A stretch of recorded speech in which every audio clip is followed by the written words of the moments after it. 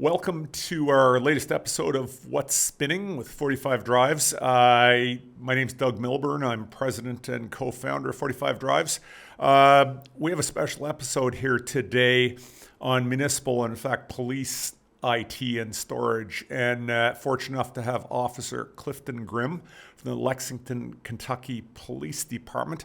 Welcome, Officer Grimm. Hi, thanks for having me. I'm excited to get to chat a little bit. Yeah, likewise. Kentucky.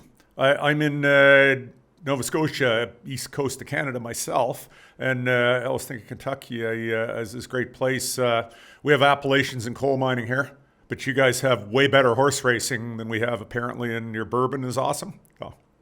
Yeah, and a lot of the horse racing farms, where they're raising those horses and breeding them and training them and all that happens literally right here in Lexington and the surrounding counties. So it's funny. I grew up in California, so moving out here was a change, right? Moved from the big city to it's still a city by these standards out here, right? But it's definitely not the urban sprawl that you might find in Northern California, Silicon Valley. But yeah, it's beautiful. I mean, right down the road from where our office is literally horse farms. Fences and fields of horse farms and rolling. It's not green right now because it's winter, but once a couple months here, we'll get back to the green and pretty again. Have you ever had a mint julep? I have, yes. They must be good. I've heard about them. Never had one. Oh. They're very good, especially fresh, like right there at the track. It's a kind of a fun thing to do. It's kind of one of those things. I like the flavors in them, so that's fine. There's people that I know that really don't care for them very much, so it just depends. It's a taste thing. Anyway, one of these days I'd love to get out your way. How big is how big is the municipality? What's the population of the municipality? I think officially, census-wise, we're just over 350,000. Because of work and bringing people in, there's a little bit of a transient population that'll live out of county and then move in. During the work week, we're more like just right about 500,000. There's also a couple of universities within Lexington also. Lexington is a merged city government, so county city, it's all one merged government. So we are Lexington, the city is the same thing as Fayette County. Right? It's all the same jurisdiction, the same boundaries, everything. And within that, we've got, like I said, a couple of universities. So obviously during the school year, those are higher too, because we have the students and the faculty. But it's about that. So tell me, how did you get into IT? What brought you into the world? How to get into IT? I think probably it would go way back. When I was growing up, like I said, I grew up in the Silicon Valley in California. My father was working as an industrial designer. Did product design primarily for startup companies, but also had contracts with Cisco and HP and I mean, you name it. But as that designer obviously had a need from the world moving from pen and paper over to computers in the world of CAD. And that happened to be when I was growing up, right? That happened to be what was happening. So I started cutting my teeth, honestly, with him. We were figuring out a lot of stuff together as he went from having, 7 drafting tables in the office to 3 drafting tables in a computer to 3 computers in 1 table and that kind of a thing. So the whole figuring out the origination of Windows and Norton Desktop and 311 and all that kind of stuff. So that's kind of where it started. When I ended up going to school, I've had several different interests along the way. But when I ended up at school, I kind of was applying some of that knowledge more into the arts. We're a very arts-heavy family anyway, so we had theater and music and everything. I ended up as a technical theater designer, and so there was a lot of compute and technical that all kind of dovetailed really closely.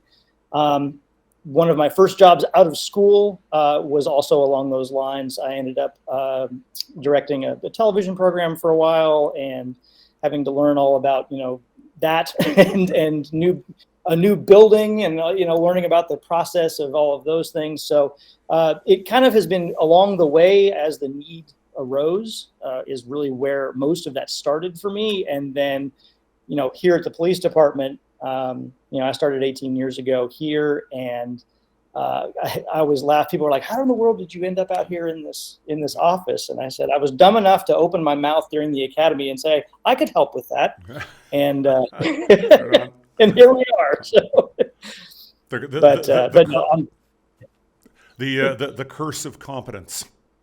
Right. Yeah. They were looking around going, we can't figure out how to make this work. And I was like, oh, I can. And then, that became actually a running joke back then, was anytime anything would break, they'd all turn around and look at me and I'd be like, all right, I'll try and help. I don't. Cool. Interesting track in. So what's your role right now? My role right now, so we have a little bit of an interesting situation. Not a lot of places have this. There are a few. So like I said, we're a merged city county government. And obviously the city government has its own IT, right? We have about 3,600 employees in the government. So obviously we have an IT staff to support all of those. But about 11 years ago, there were some regulatory things that changed, and there were some concerns about how things had been divided up to that point, with the network traffic that was happening on the police side, with the data retention, with a lot of questions started coming up. And it turned out that the easy button was going to be for us to physically segment ourselves off from the city. So we actually now have our own shop that is literally end to end, everything in between. So we're not just application support in our group. We are the network infrastructure. We own the fiber between the buildings. It's routers and switches all the way up through the virtual environment and all of the storage, and all the way down to the end users and the printers and all of that. My role in that, we have historically had at least a couple of sworn officers in this unit. It's primarily run by civilian IT staff, but we've always had a couple of sworn officers in this unit for two reasons. One, folks like us can kind of speak both languages, because I spent my first 8 years on the street, right? So I know how to talk cop, but I also can then go, oh, okay, well, what they need is, this other piece here, and translate it the other direction as well. So my official title is that I'm one of the unit coordinators here for the Computer Information Systems Unit, which is basically police IT, right? Like I said, we run all of that. The other added kind of add-on piece to that is that over the years, obviously, things always grow and change. One of the things that changed here is that the 911 emergency services phone call folks were originally each part of each emergency service. So the fire department had their own dispatchers, and the police department had their own dispatchers. It so happened that the police department also answered the 911 phone calls, but if you needed fire or ambulance, they would transfer you to those dispatchers. That became its own division of government, which is a lot more common now, especially here. So when it became its own division and had its own thing, there was the question, right? How are we going to handle this from an IT perspective? Because now where they used to fall under their respective, towers, now they don't, right? They're their own thing. Our shop actually was tasked with continuing to support them. So even though we're police IT, we also support the Division of Enhanced 911, and again, all of the previous things for them as well, to make sure that they're up and running. And clearly, from a prioritization standpoint, there are times where that's more important. We have to be able to get calls for service in, send people where they need to go to get the emergency help where it needs to be. And that's kind of the first thing we need to do. It's great that we can report on it, but if we can't get help to you, it doesn't really matter. So that's another piece of what we do, which is, it's an added wrinkle, an added complication sometimes, but we've got a great relationship with them. So we can't, it works out pretty well.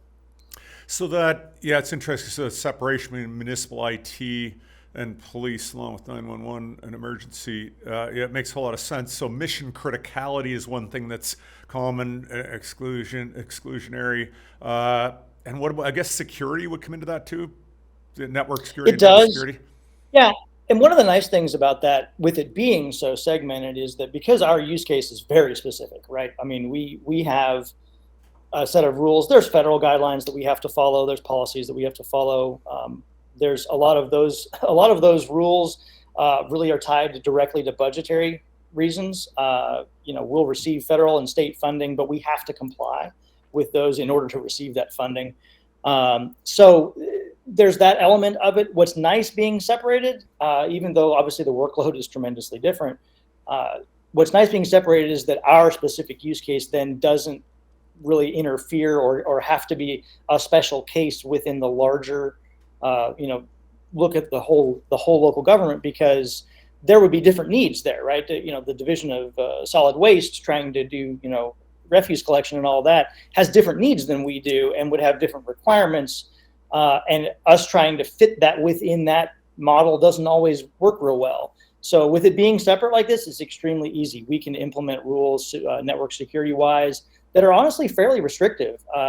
There's not a ton that you can really do without being actually an authenticated part of this network, which has been extremely easy to implement because we're literally walled off from everybody else. Yeah, no, it's interesting you talk, and makes me just reflect on my own path through life in entrepreneurship and private companies, and what you guys do in the public sector, which you have to balance. I mean, the incredible importance of an emergency services, but balanced with regulatory, and it's you guys have a lot of constraints you have to work within. It's real interesting. One of my responsibilities in the unit right now is keeping up with some of the regulatory stuff, making sure that policy-wise, our policies have fallen in line with what those federal policies are as well, but also that we're able to pass audits and execute what we need to.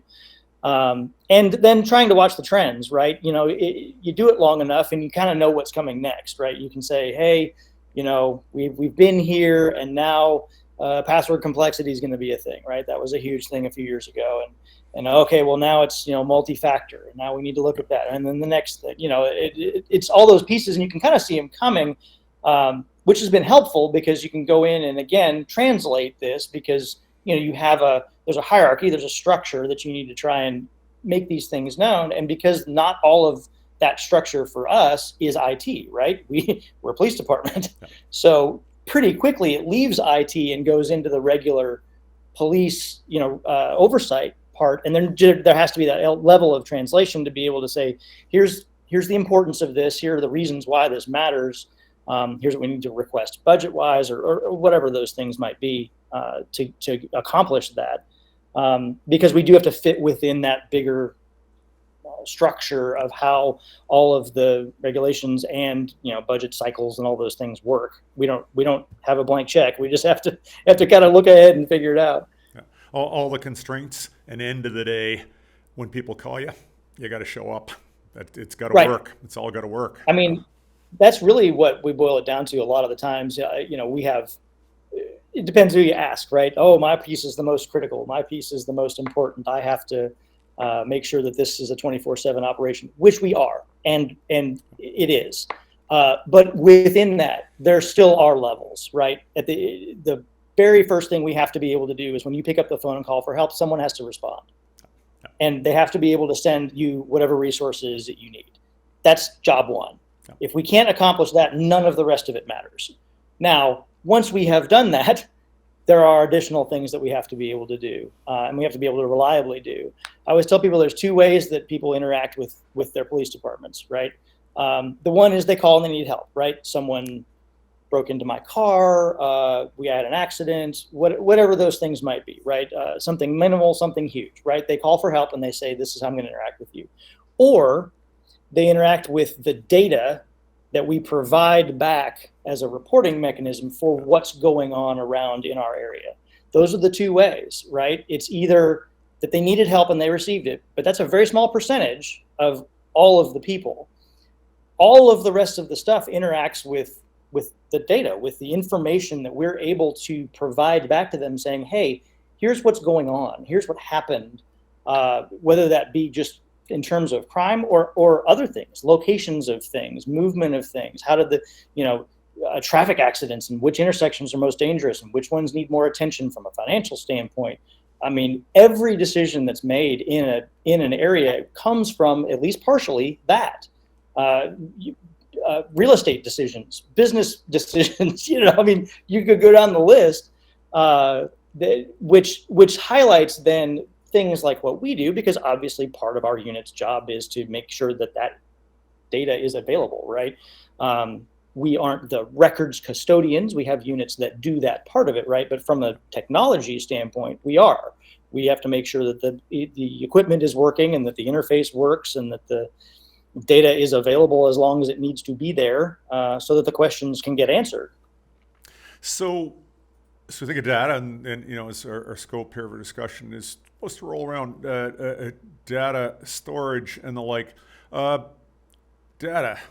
So growth in data. You guys, police department, yeah, you a bunch of new stuff, everything, body cams, you got GIS information on one side, you got body cams on another, you got records, you got, I'm sure you got everything. Wait, can you give me an overview of the data and growth in that data? Oh, sure. Growth, if you look at it in my career so far, I was looking at that trend is definitely more of an exponential than it is a nice, even curve. Not only has the data obviously gotten bigger, that's just the natural progression of data itself, but what data we're keeping is growing, right? And really won't ever go backwards. You're never going to have fewer pieces of data, right? You're going to always have more. We're actually fairly unusual another way in that we have relatively good records for about 30 plus years, which is pretty unusual. They're generally, even across systems, you might have some conversion work happening, but generally there's a line, right? You'll know certain things. There's pieces of information we have all the way back to the beginning of when we became a city, but because regulatory, again, we have file folders of murders that occurred very, very long ago, right? You're required to keep those. But in terms of the electronic data that we really started gathering, we basically have it back to the beginning of when we started keeping electronic records on the larger scale, and they're actually useful. It's not bad data, and that's one of the hardest things that we've run into in working with other folks in doing what we do is people have lots of data and it's garbage. It doesn't do you any good, and that's why people will draw these lines and say, from this point forward, we're in the new system and we're going to keep this, and the old stuff, it doesn't matter anymore. Ours is actually relatively intact and relatively useful. Not that it really matters that you had a collision in your vehicle 23 years ago at this intersection, because it probably doesn't. But when there's a thread that can be pulled from that, you go, okay, but this person was a passenger in this vehicle at this point, and he's claiming he never met this person, yet they obviously know one another because they were in a collision together, and that's something that's relatively memorable. Yeah. So it's those kinds of things all the way through everything else you just mentioned, right? Photographs are huge now, right? Video is just, and everything has a camera, and everything has 4K, 60 frames a second video that it's trying to shove through these pipes. And now that's offered as evidence, or that's offered as, just a piece of information in an investigation. And we have to have it and keep it somewhere. So there's a couple different ways we're trying to accomplish that. We're not all in one particular boat. Part of that's on purpose, right? It wouldn't be a great idea to try and just shove everything into one giant system, because then when somebody trips on that plug, you've got a problem, right? But the other part of it too is you really start having to boil down a little bit of cost analysis of it, right? You really have to start looking at, okay, I can get some incredibly performant storage that costs me, $1,000 a terabyte, but I have 4 petabytes of stuff that I have to keep. Those two things that's not going to work, right? We're not a big enough city to support that, right? That's not a thing. So you start having to make decisions about how you're going to do this and where can we draw these lines, which technologies can we leverage in which ways to give us kind of the best of both worlds. I know that you were talking a little bit about just, security and all of that. And clearly the push in the last several years, just in our field in general, right? With SaaS offerings and everything moving much more centralized, much more cloud-based. which I always think is so funny because we started there. We started with mainframes and terminals and all of this, and then we swung through this, and now we're swinging back again, you know. But there is a real consideration that happens when you're looking at what you're having to do with this mass amounts of data that we need to keep. There's two things. One, you got to be able to find it, because if you can't find it, you don't have it. So the way, whatever mechanism it is that you're having to be able to recall that when you need it is really probably the most important piece, because other than that, it's as though you never had it. But then the second piece is who else can get to it, and what happens when the bad thing happens. How many news articles have we had in the last 5 years of municipalities that have, just been the unfortunate target of whatever, fill in the blank, right? Whether that be ransomware or it be a direct denial of service or just anything in between, right? And so all of those things start to become considerations, because if you're only offsite and the connection is broken, again, you no longer have it, right? How do you deal with that?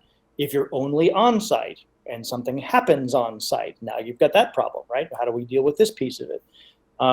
And working with different vendors to try and figure out how do you marry those so that you can have kind of the best of both, or of all the possibilities. So how do you, it brings up cloud, and I think security, mission criticality. Where do you guys, in cloud, of course, you got your bandwidth constrained to get in a cloud and whatever else. Where's cloud fit in what you do and how you guys see your whole larger picture of managing all this data you have to deal with? Oh, sure. It has even in the last 5 years has changed, right? And I would expect the next 5 to do the same. Both from a comfortability standpoint, when you talk about management here and their comfortability with not being able to hold it, right? Not being able to say that lives in that box right there. That has changed a little bit. We were not originally comfortable with that really in any way, and that started to change.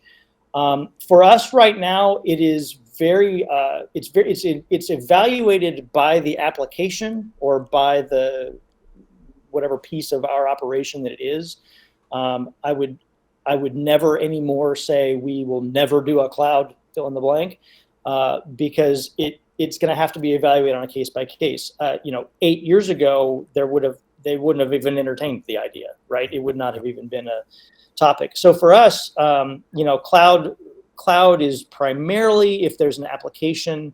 I'll give you a great example. Part of our policies and procedures that we also then publish to the public so they can also read them all. That is a cloud-based solution, right? There is now a way. What we used to do, of course, back in the long time ago, was type them on typewriters and send them around the office with red pens and do that. And that turned into, we're going to make the Word document with a bunch of, change tracking on the side, and how are we going to manage this? Because I don't have the latest rev, and it's down the hall, and where are we? And the cloud dramatically changed that, right? We use a product that allows us to do the real-time changes in that product. They can see them in real time. They can see who made the change and what the suggestion was. And then when it's ready to go, it's a button press and it's published to the entire, our employees, and also then once it's approved out to the public as well. So that's a great example of one that everybody went, oh, okay, we can probably make this work. This is a way to do this. When you start talking about the file storage and the mass amounts of data, particularly video, and that's a common one with police, right, is what do I do with all this body camera footage? We went from, grabbing a video of a collision scene or a video of a crime scene in some way or another to every officer, every call, all day long. Yeah, amazing, absolutely amazing. Yeah. Right. Yeah. And a huge change. And what does that do to your internet bandwidth? And what does that do to the time that it takes them to wait for it to upload? And what does it do to finding it later? You have to categorize it. You have to give it a name. You have to know which thing goes to which thing. And then we have to check that, right? We have to go, did you do it right? Because there's a lot of it, and sometimes you miss one. And so we have a kind of a hybrid solution for that right now. There's the vendor that we use is primarily to the cloud first. That is where it goes. But and we have pointed out in the very beginning, and part of our contractual obligation with them also includes language that addresses egress, right? When we need it back for whatever reason, and I'm talking in mass, not individual videos, right? Mm-hmm. You can always do that. That's not a problem. But when you go say, I need, these 3 years of data that I need to pull and do a thing with, that is one of the huge considerations in all this, because that's where that costs money, right? That's where cloud companies are making money, right? So trying to balance that has been a huge consideration for us. And then what can we do on-prem? Because it's relatively easy for us to keep it walled off, right? We are our own entity. We control our firewalls. We know what's in and out. It's relatively easy to even air gap a box and say it's going to sit over here and do this thing. But we would actually have to have it first, right? And you have to have the way to get it there. So that's been a process for us. The really mission critical day-to-day gotta work, it's still all on-prem for us. The information about physical inventory, right? All of the property, all the evidence, all of those kinds of things, that's still managed entirely on-prem. That's where we are comfortability wise right now. Who knows what the future will bring with that? But being able to know that you have a place to put some of it locally that is redundant, that can withstand, partial failures and this kind of stuff. High availability is a huge deal for us. We're a relatively small shop for what we have to do. We have, I should know this off the top of my head. 1, 2, 3, 4, 5, 6, 7. There's 8 of us. Okay. So it's not like we're not a big shop. We've got about 1,000 users. We've got right about that many devices. I think it's like 1,100 devices because people have 2. But so it's not tiny, but it's a significant. It's more than just what you're going to want to do on your couch, right? That's actually matches our infrastructure here. We're about 1,000 devices in our network, so we know that very well. Yeah, no, it becomes interesting. So you know exactly what I'm saying. Then, right?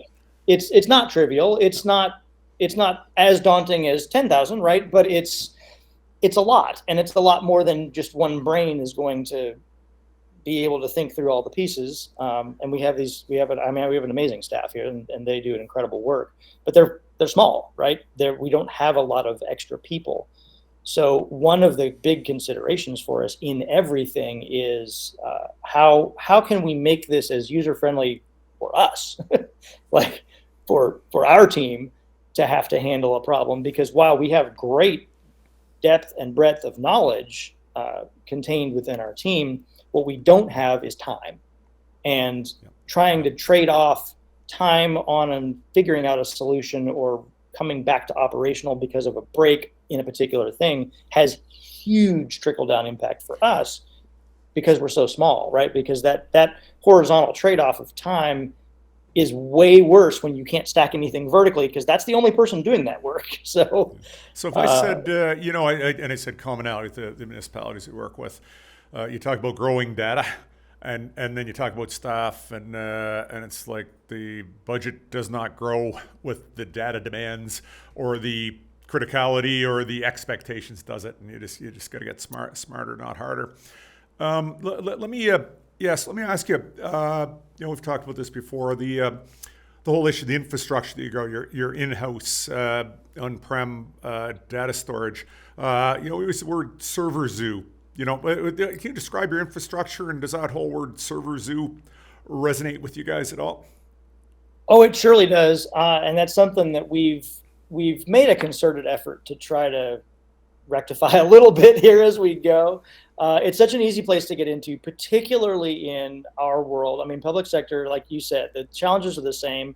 The problem is we don't always have the ability to go, oh, let's just go hire a consultant, or, oh, this quarter was better, therefore I have more money to work with and I can go do a thing.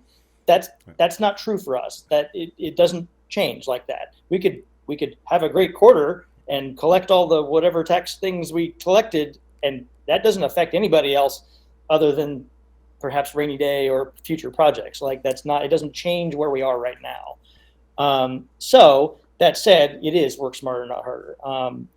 But what you end up with in the server zoo world is just a byproduct of that, right? You rarely have the opportunity to do a wholesale anything.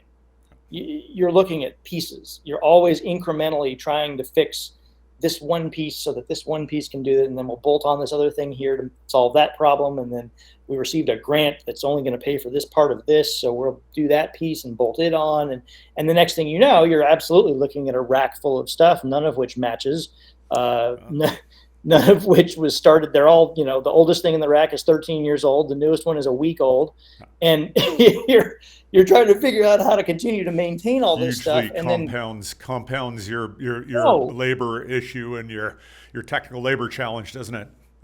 I mean, almost impossibly so. And then heaven forbid you try and bring in a new person, because they don't have any of the institutional knowledge of the previous 5 things that happened. At least that guy knew why we ended up where we were, and now we're trying to go, okay, well, here's all this stuff from like 15 years ago that you got to learn, and then, oh yeah, here's this other thing, and you probably already know how to do that, but we're changing that next week because this is going to be, so that's a huge thing, and that's been a consideration of ours to try to streamline, to try to get commonality of at least lines of product and or technology styles of product, so that we can bring under the umbrella, okay, we have fewer differences between these systems so that things are a little more common.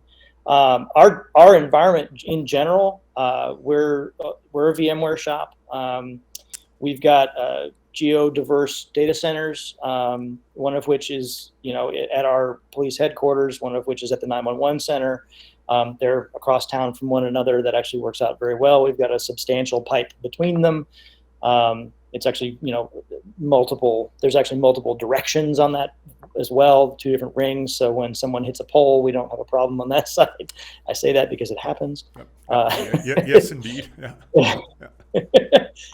But yeah, so we have very, very, very similar, if not exactly matching, equipment from a virtual standpoint in both places.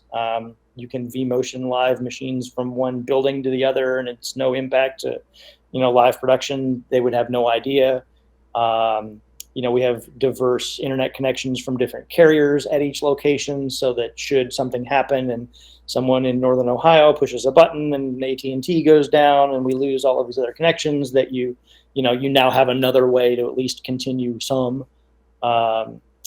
That's where, but that's been a huge change, right? Originally it was racks of servers in rooms, and you would have 3 that you purchased with this project, and you'd have 2 more that were with this one, and they're all on different server OSs, and they're all spread across different switches and different, you wouldn't even have different network cards in them, so you couldn't even try to connect them to the same thing. It's just crazy things like that. That have started to become more common now, where we can bring them under one roof, which is a whole lot easier to maintain and to train people on. Now we bring in new people and go, okay, you understand how to use VMware? Fantastic. It's all that. Let me tell you about the specific things that we have that's working this way, but at least you can have a baseline of a conversation. Started with that. From the storage side, it is, like many people, a little bit of a hybrid, right? We do have some of it set up inside the VMware world as a vSAN setup. That's just inherent with those boxes that goes together. That is a little bit application specific. There's some very specific things that run in that cluster separately.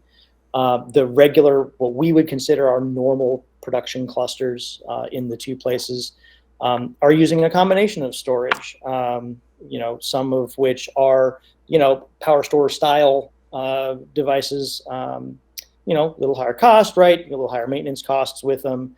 Performance is fantastic, obviously. All solid state, it's rock solid. It does exactly what it's supposed to do. High availability, right? Take one processor down, it doesn't care, that whole thing. With all of that, but that isn't a financially sustainable model for bulk, right?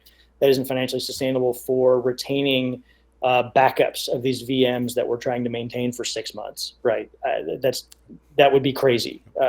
There's just no financial way that you could support that, especially when that's cold data, right? It's only if the thing goes boom, right?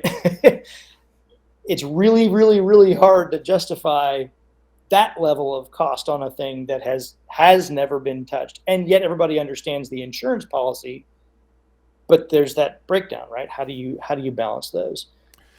So That's really where we entered with you all. With all that was starting with backups. That was our first pass with trying to get some of the 45 drive stuff up. Was that what do we do with these massive, virtual backups that we have to put somewhere because I can't afford to put them on the EMC SAN because it's costing me too much.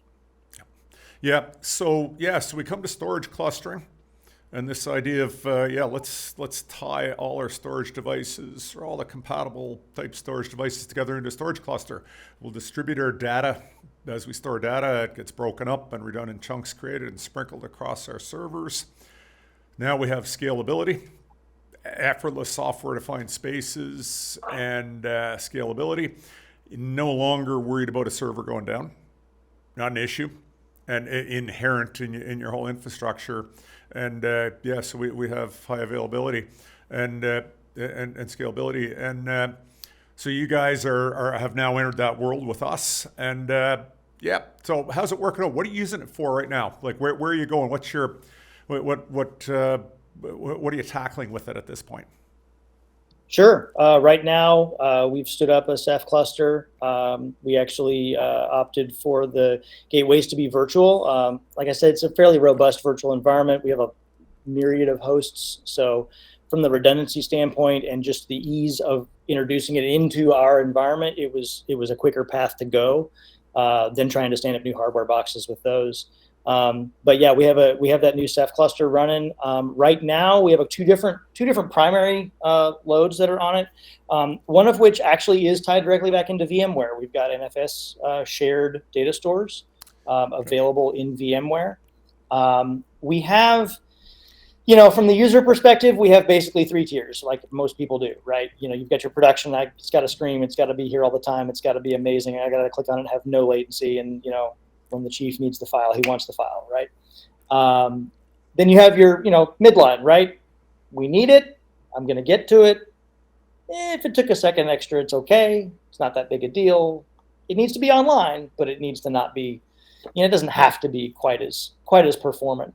And then the third, right? The nearline storage, right? It's available. You might need to wait a second. And hang on and wait for the file to copy or open, right? Because it's on some slower stuff, but obviously then that's where your cost comes in, right? So for us right now, we actually had intended that the Ceph cluster would be somewhere between those bottom two, right? Not maybe all the way as nearline storage, but maybe a mid tier to lower tier option for larger amounts, right? We have data that people do need access to that is not part of the daily grind, but inevitably is needed on a regular basis.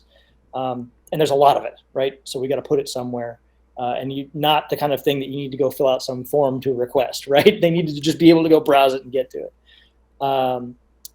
We had anticipated the performance of that being about in line with that. What we have experienced is that the performance is far better than that and has exceeded all expectations, and is actually going to be used as more of the online real-time storage for some of these larger loads in terms of data. And I'll give you a great example.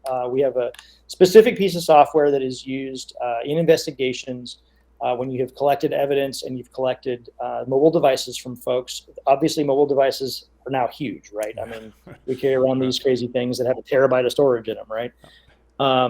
And if you filled it up, then now if we're going to analyze what's on that, now we've got to put a terabyte of stuff somewhere to be able to analyze it. There are a couple different ways that it can be handled, but one of the vendor that we're working with and the way we've opted to do this is that it is actually a virtual environment, right? There is a virtual server that will run that is actually going to be leveraging the Ceph cluster, that's the SSD portion of our cluster. to store that data and then manipulate the connections within it so that they can find what time calls were made, what locations things happened at, where a picture was taken, those types of things. But because those data sets are just huge, the phone dump data sets are regularly approaching a terabyte now. And the only other option prior to this was literally, a terabyte or a 2 terabyte SSD plugged into the person's laptop and trying to do it locally, which is great if you're the only person working. Not great if you want to make sure that it doesn't get deleted and the next guy needs to also work on it. So that's where this cluster is a game changer for what we've been doing, because the only way they could share that information was physically sneaker net it over to the other computer and plug it in.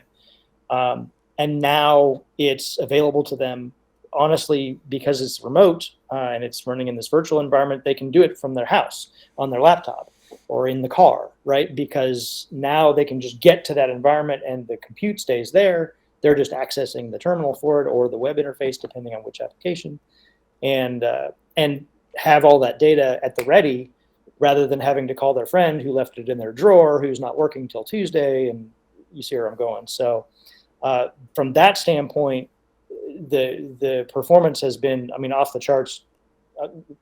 Great. It's been, even as it grows, it's not getting slower, right?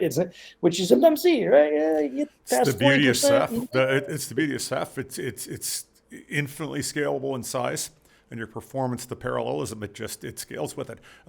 We run everything on a cluster here. I hate to say it, sort of like they always say, the auto mechanic doesn't look after his car well. Our storage infrastructure, we're on 100% spinners, and we have actually got a set of hybrid machines that we set up, to speed things up.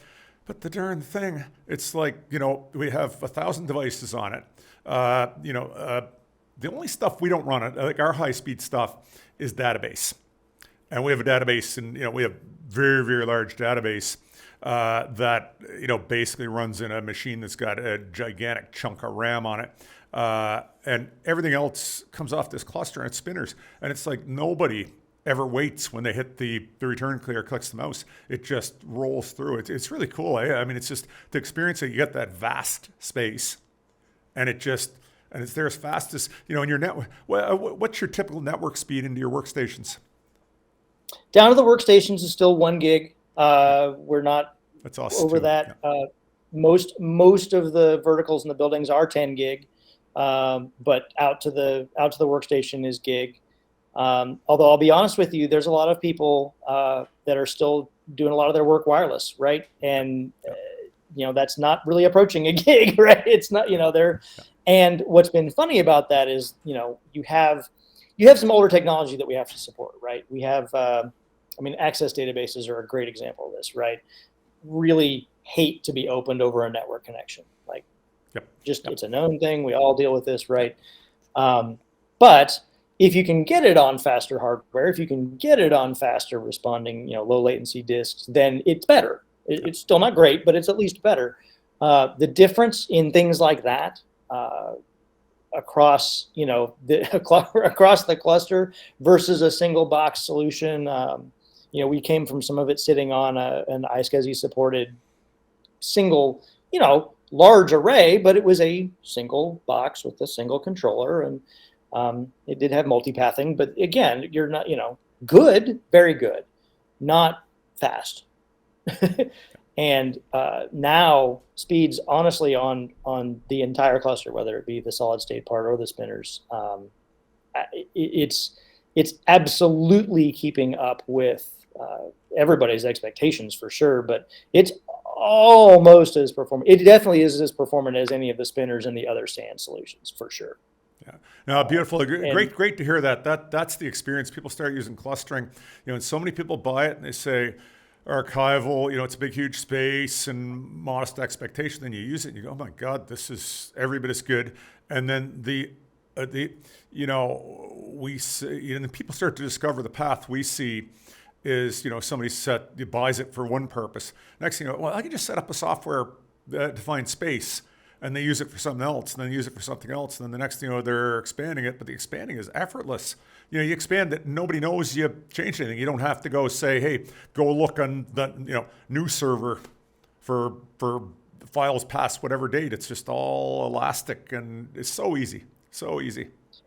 And the standing up of it was like that. Even with some of the strange challenges that, I mean, every place has its challenges, right? You always have an unknown thing that happens in any installation, any implementation like that always has a couple of those. But even with that, the standing up of it was just not complicated. It just works. It just does what it's supposed to.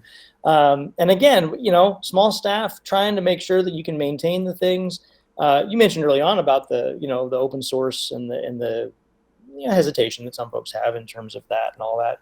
The way we've taken that, and again, it depends on what it is and what the maturity of it is and all of that. But when you start looking at some of the open source things, though, especially any project that's relatively active, you've actually got a better knowledge base of folks to be able to solve whatever strange problem came up than you do with the vendor, who, in our experience, sometimes ends up a little myopic in their view of what might be wrong, whether that be that they just haven't experienced your problem before, or they think they already have and are trying to lead you down a path that isn't the solution.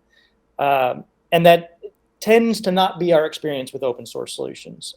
That for us, we're not scared of that. We do want to make sure that we vet it and it's mature enough to support whatever it is we're trying to do. But the reality is you've got a huge group of people, in most cases worldwide, that are trying to do what you're doing with whatever the thing is, and that's a way better resource than the, let's say, 8 to 10 resources you might have access to at another vendor who's locked into a specific direction on a thing. So that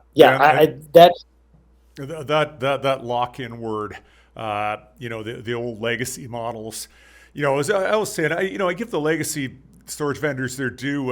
Proprietary models, I go back, my computing would have started in the late 70s. And even though I know I don't look that old, but the late 70s. And back for decades, it's like if you wanted to get to enterprise mission criticality sufficient to deal with people like you guys, you had to lock everything down, and that proprietary locked in served you well. And then open source revolution came in slowly over the years. And Linux is the most solid operating system underneath Ceph, and Ceph Foundation members. And Ceph has grown, and you learn your tracks where you can use these things. And they become both more technically solid, but also, as you point out, like in our business model, you're not locked in.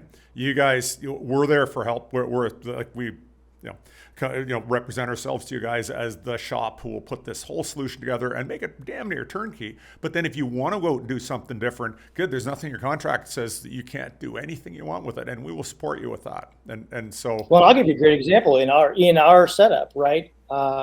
So you're absolutely right. Cluster delivers, physical installations, obviously very straightforward, right? There's not much to it. Connect it to the switches, make sure the IPs are right, get everything powered up, good to go, and start the remote session to get the configuration dialed in for the last little bits. All goes well until we get to alerting. And for whatever reason, in this particular set of circumstances, we were having a lot of trouble getting email alerting to work. None of us could figure out why. We thought we knew why. We made changes. Both sides were making changes. Everything's figured. It's just not working. It's just not doing it. So I mentioned that we have an on-prem installation of a network monitoring solution that we use. Again, open source, which is funny, that we use. And just that ultimately it would be really nice if this, would be able to report to that, because it's kind of, one pane of glass for us, and we see all the things that way. It doesn't really matter. We can do it whatever way we need to. I just mentioned this just casually as we're talking about the other things. And your all folks that I was working with was, where do you use it? And I told them, that sounds really interesting. And I said, it's great. We've loved it. It's been wonderful, whatever. The very next day, I get another email. Hey, can you tell me exactly what version you're using? Because I'm standing this up in one of our dev boxes and I want to figure out how to connect our stuff to that. Yep. I didn't like, we didn't say in the contract, like, oh, I need to be able to get, that was, hey, we're going to figure out a solution to this and do it this way. And I hear from them that it even included them needing to contact some of the folks in the open source world that were running that project to get some answers to a question that they had. And they came back and delivered a solution that I didn't have to write, which is beautiful, to report this stuff in that same monitoring solution. That, of course, now is available to be able to use in case you have another customer that comes along and says, hey, we need a monitoring solution. And go, well, here's what they're doing, and this is what we wrote to make these things connect to each other. Maybe try that. I love that spirit of, I don't know, let's figure it out. That's how we've had to be by, no fault of our own here. And so being able to work with you all on a level like that has been fantastic, because that's how we speak and that's how we try to approach all of our challenges, and to have that kind of partnership with that is hugely important to us. I love the story, and that open source world. As myself, I also describe myself as born a geek and love all things technical, and the open source world, that let's cooperate in the technology. It's the best of humankind when we cooperate, right? And you do this cooperative development, and everybody, we all have to get paid because we've got to earn a living. And the way we do it in the open source, open platform world is good. It's all about value delivered, and the whole thing of proprietary. And in proprietary, it's like you're hiding behind a contract, and you get paid because you got a contract. You're locked up. Say, hey, I got you. You owe me this and whatever else. And it's like, yeah, we all got to get paid. And our people here come to work, do things for you guys, and you guys got to pay us for it. That's cool. Everybody accepts that. But when it's so much nicer when you're paid for value and not paid because there's a piece of paper that says, hiding behind copyright laws. And I'm good with that world. I mean, that's got to exist too. But I deeply love open source. I deeply love that. Let's help each other up. Let's solve problems together. And our view of it, in that customer contract, we said our deal is let's get you up and working. And you've got to have scope and whatever else and whatever else. But it's like we realize we got to reach into your network. We got to help you reach into your clients, and we got to reach into the other software you operate. If it doesn't, you don't have a solution. And we're a solution vendor at the end of the day. Honestly, and I yes, verified. That's that has been one of the best things. We have a joke around here talking about the vendor relationships, and you're absolutely right. There is a place for those, right? We clearly, we're a VMware shop, right? That's a large proprietary solution to do a thing, right? There's a lot of Cisco gear, right? So there's that. I'm not every box did I run down to the corner and build, right? That's not a thing. But that being said, not all of those can provide the same kind of solutions. And so we have this kind of running stabby joke around here about some of the legacy things, saying you always need to have a degree in IBM to understand fill in the blank, right? I got to have a degree in Microsoft. I got to have a degree in my because that was the world that we came from. How many people used to make their IT career as an IBM guy? That was what we saw, right? When in the younger years, that's what you saw was, well, I work mainframes, and that's what I did for my entire 30 years was that. And that's just less and less and less the case now when you're talking about, again, providing a solution. That's really what our unit, that's kind of like our, we don't have like a motto, but our informal, thing that we say is that's what we're solutions providers. We are here to try to make sure the stuff works, right? As such, our unit ends up getting tapped to do things like help with project management on a new building. Like that has nothing to do with IT. There's an IT component, but that's what happens, right? Is that they go, hey, you all are really good at organizing and figuring out these pieces. Can you come to these meetings so that we can make sure we organize our thoughts about this new facility that we're building, or we're replacing the air conditioning in this building. Like, are we thinking of all of the things we need to think of? Because our people think that way, they've started to be identified as these other resources. And we've, we've laughed about it because we're like, hey, we're still just IT. Like, I don't know how to fix air conditioner. Management of complex projects is what it is. It's same thing, different subject matter, different names in it, same stuff. May I ask you a little thread? Just throw you this one. You say VMware. Have you guys ever dabbled down? We do a lot of work with Proxmox, and have you guys ever dabbled down the open source VM kind of world? And there's a number of options in there. Have you ever So ever a little tried that? bit.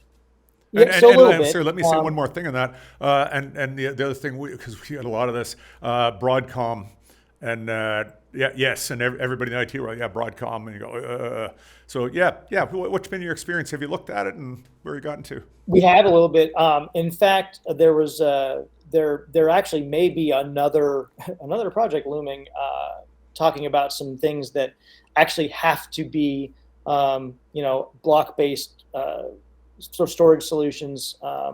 Probably going to have to be an iSCSI solution, which obviously is not kind of where Ceph is heading these days, which doesn't really matter. But on the other side of the fence here, like, okay, wait a minute, we could probably solve this in that way. So we have a little bit. I will say that there's that balance of, once you have gotten to a certain point growth-wise, becomes extremely difficult to extricate some pieces of it, only because you have a lot of things built on that common platform, right? And I mean, the world that we sit in with the way that Veeam is configured, right, for backups, or the way that some of these already built packages for deployment of templates and all this, there's automation pieces, there's things that happen in that world that were built up not all in one pass, right? They weren't a single project. They were, the culmination of 8 to 10 years of work of a thing to get to a certain point. That even when a solution shows up and we're like, ooh, that sounds great, we also have to be really careful not to just go, hey, we're going to go make a brand new thing that has to change all this stuff. Why, right? Is there something? Do we have a financial constraint? Is there a capability we're missing? Is there something so that balance of that has sometimes dictated some of that. But with what we've been able to mess with, particularly in the dev environment world, because VMware is expensive, right? And licensing extra hosts can be very tricky. And when you're not in the testing of that, right? When you're in the testing of the application server or of that part of it, that's where we've leveraged more of that, has been in the test dev world. So that we can, and that's a relatively new process for us, that has grown a little bit as things went from the single, I say IBM, right? The single OS 400, iSeries box sitting in the room, which is bulletproof and does a great job. But you hire officers now to interact with it, and they don't understand the green screen, and they want to ask it 4 questions at the same time, and it doesn't do that. You get one, and then you can ask the next one, right? It's been more of that kind of testing and development of what's next, where that has been helpful for us. Cool. I've covered just about everything. You know what? It's gonna go. Well, let me try and see if there's anything there. If there's nothing there, but so as your experience with your cluster, one of the things a lot of people love about a cluster, the fact nothing is mission critical in it now. Not like when a standalone server goes down and it becomes an emergency, and after hours work sometimes, after hours planned maintenance and non-planned maintenance. Have you felt that at all off your cluster yet? I know you're relatively new into using it, but any thoughts on that, feelings on that? Actually, believe it or not, yes, and not because there was a massive failure or anything bad necessarily, but we happened to have a dead drive out of the box. It happens every now and then. When you're talking about hundreds of drives, then sometimes one of them's dead, right? We just happen to have that. We're standing it up, we're getting everything going, and oh, look, this one's dead. You know what? It doesn't matter right this minute. We're going to keep rolling and doing what we need to do. When we get the break in the time that we're doing it, I'll go, we'll go down that drive, offline it, pull it out, make our swap outside of everything else. And from that standpoint, that's, again, an absolutely huge thing for us because of that, because of the limited hours. There's limited people hours available, right? You only have so many in the day. And so being able to not be at the sounding the alarm at 3 a.m. on, Sunday morning, hey, we need to come do this right now, because if another one goes, we're toast, is enormous. The other part of it for us is honestly has to do with ongoing maintenance and the ability to keep up with updates. This is a great example, right? So that there's updates that you need to apply in whatever way, software updates, firmware updates, whatever the things are. Yep. And the downtime associated with that is never convenient, right? It's never something where you're like, oh yes, we would love to take 911 offline for 2 hours. And there's not a good time. Inevitably, it's when it starts, snowing and there's frogs falling from the sky. I don't know. Something crazy happens every time you do that, right? So being able to not offline and keep all of your pieces up, even when it's things that are seemingly, like we said, initially it was like, oh, lower priority things. But even that little bit of ability to do that, and you can do it during the workday. What's great about the workday? Other people are working. So when you run into a problem, you're not waking somebody up. They're just sitting at their desk. And that has been a huge change for us, because knowing now, what? It doesn't matter. I'm going to wait till Monday. And at 8 o'clock, I'm going to come in and I'm going to start this thing. And if I run into a problem, I can make a call and it's not a problem, because I'm not paying after hours. I'm not trying to wake somebody up and get them to, figure out what it is that I'm trying to ask them in the middle of the night. We're already in our normal flow. And that having that backing schedule wise, is huge, because okay, well, I have all these nodes. I can take one entirely down. Nobody would even know. It doesn't have any impact on anything. Yeah.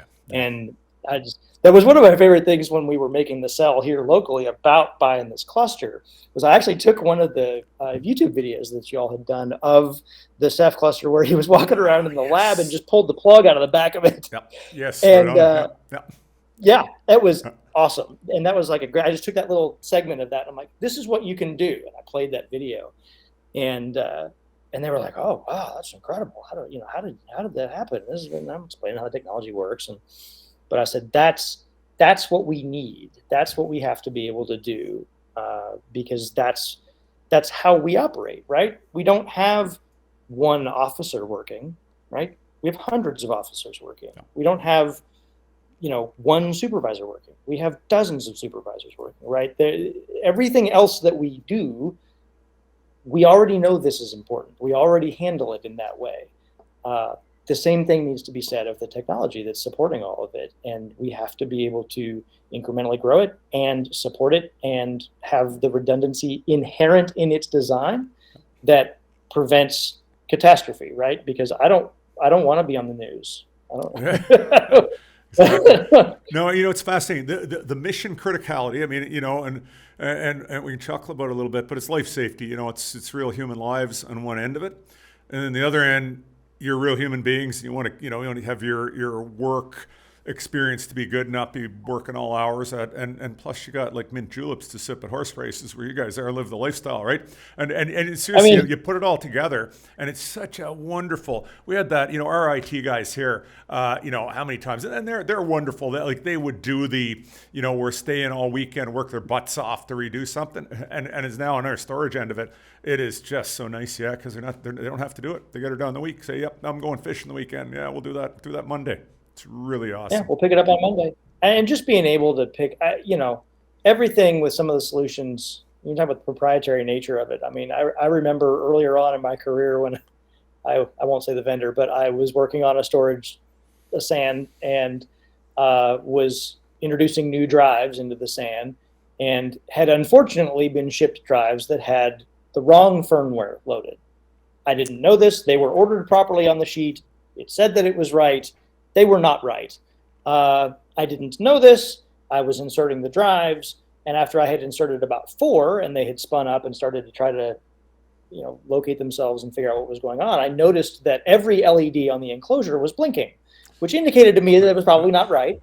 It's Christmas. Maybe that's it. Oh yeah, it was Christmas for sure. And I And I went, well, that doesn't seem right.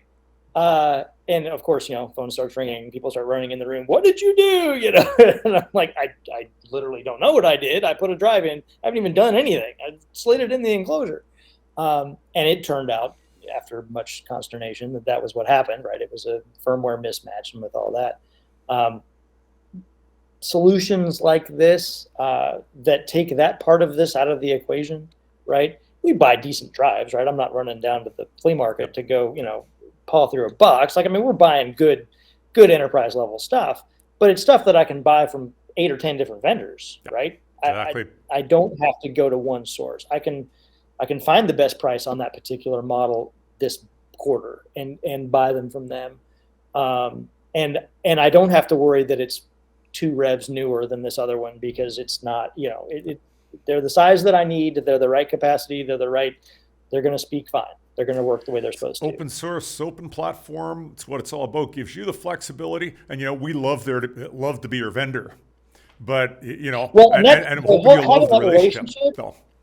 Right, having that relationship, having somebody to call. That's the biggest reason I think people are so in our seats are so hesitant with open source solutions or self-written types of things, right? The internal development of a thing. It's always a little bit scary, right? Because when that one person with that one piece of knowledge leaves or takes a new job or does something different in the organization, that's gone. And there's a void, and they're worried. That's a concern, and it's a real concern. I don't mean to downplay the concern. But having a partner who is doing this, having the fact that I can email or call and say, I'm having this weird issue, is this a file size limitation? What is happening here? And having a quick conversation about something with somebody who's literally doing it all day, every day, is tremendously valuable. And I like you said earlier, I would much rather spend our dollars on that, and knowing that there's somebody on the other end to talk to work through the thing, than on some sort of specific language thing where they say, well, we'll send you a guy to come out in 4 hours, and he'll come in and do some magic something with the box that you don't know what it is, and then send you a bill for $4,000. I would rather have the knowledge and be able to work through it. Well, that's exactly it. No, that's the model. You got us, we're the only people that integrate hardware and software for open source clustering. So you got that end of it. We are a single source responsibility. But if you don't like our hard drive prices, great. It's fine. We'd love to be your vendor for hard drives, but hey, we got to do well for you. Yeah, and you got to choose this voluntarily. Anyway, I think it's a great model. I love it. I really enjoy it, and so glad it's feeling good at your end. It really has been. Like I said before, it's not. I don't think it's overstating it to say that it really has been a game changer for us in terms of what we can do with what resources we have available. That's the constant thing in anything. That's the constant thing, but particularly public sector, just because we have this weird limitation on when things can change, and whether that be budget or time or whatever. We always laugh that we make deadlines because we know we're just going to move them because it's the only thing that can change. That's why that's like that, right? Oh, you missed your deadline, we'll just move it, because you couldn't throw more money at it, and you can't throw more people at it, and you can't it's the only thing you have left. So but having that and having that relationship and doing that, and like I said, it predates a clustering solution for us, and to have been able to kind of grow through that into what it is now has been absolutely nothing but positive for us. It's been incredibly appreciated, for sure. Anyway, yeah, and on that note, you know what I would add as a final thing, I really appreciate you talking about your experiences with us and sharing your world and everything else, telling us about yourself. So thank you very much. Really appreciate it. And I'm really hoping I'm going to be in Kentucky one of these days, and we'll maybe, go to a horse race together or something like that. Absolutely. There's 2 meets that happen at the racetrack that's right here in town. There's a spring one and a fall one that happen. They're a lot of fun to go to, and get to stand down there and show you the site. If you're ever here, I'd love to. I mean, we have a lot of fun. There's a lot of fun stuff down here. Bring your appetite, because one of the best things to do around here is eat. So sounds good. Count me in. Oh. Cool. But I thank you for having me. I appreciate it. It's fun to chat, and we've been nothing but pleased with all of it, and everybody's support and help all the way through the whole process. And like I said, I'm already looking at the next project and growing what we've got and potentially adding another one. So yeah, we're keeping on for sure. Cool. Thank you very much.